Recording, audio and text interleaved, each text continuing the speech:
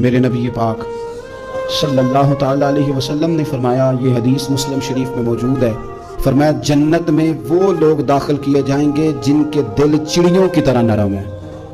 نرم دل کے لوگ، معاف کر دینے والے، جلدی مان جانے والے۔ ایک صاحب تھے، اپنے بھائی سے ناراض ہو گئے اور انہوں نے رشتے سے انکار کر دیا۔ پہلے ان کے بیٹے کی وہیں پہ نسبت تھی، انکار کر دیا۔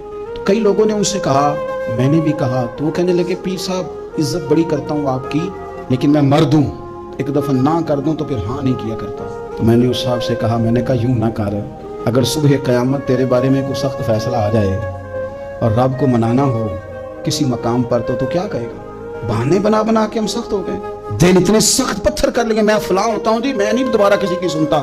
اور خدا کے بندو، میرے نبی پاک علیہ السلام نے فرمایا، مومن تو اس طرح ہوتا ہے جس طرح اونٹ کے ناک میں نکیل ہوتی ہے، بٹھا دو تو بیٹھ گیا، اٹھ جاؤ تو اٹھ گیا۔ اور حضور نے فرمایا وہ لوگ جو بہت بد اخلاق ہیں، جھگڑالو ہیں، فسادی ہیں، سخت دل ہیں، وہ لوگ جنت میں نہیں جائیں گے۔ جو جھگڑے کرتے پھرتے ہیں، جھگڑالو لوگ ہیں۔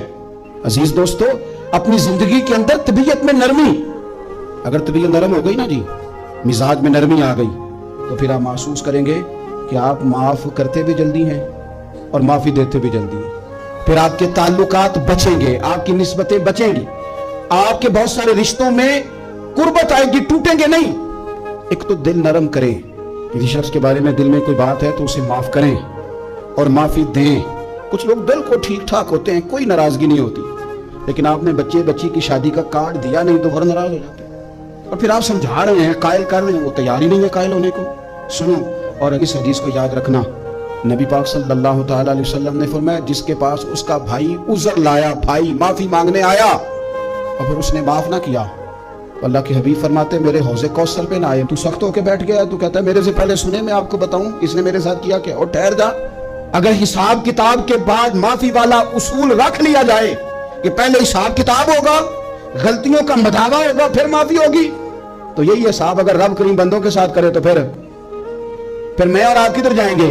تو اس سادی بات پہ آ جاؤ نا، تو دو جملوں میں حضور نے سمجھائی ہے، فرمایا تم رب کے بندوں کو معاف کر دو، اللہ تمہیں معاف کر دے گا۔ رمضان مبارک کے تشریف لانے سے پہلے اپنی طبیعت کے اندر ایسا ذوق لائیں، ایسی طبیعت لائیں کہ ہم نے معافی دینی بھی ہے اور معافی لینی بھی ہے۔ بعض اوقات ہم رسم ادا کرتے ہیں شب برات سے پہلے، یہ سوشل میڈیا پہ چل گیا، فلانے کو فلان کہہ دیا، اگر کوئی کبھی ہوئی نا تو معاف، ایسے تو نہیں نا معافیاں ہوتی۔ ہمیں پتہ ہوتا ہے ہم سے کون ناراض ہے، ہمیں خبر ہوتی ہے ہم نے کس کو تکلیف دی، ہمیں پتہ ہوتا ہے کس نے ہمارے لہجوں سے پریشانی پائی ہے، کون ہے جو ہماری وجہ سے اذیت کا شکار ہے، تو اس سے جا کے معافی مانگے، تو یہ چیزیں معافی کا سبب بن جائیں گی۔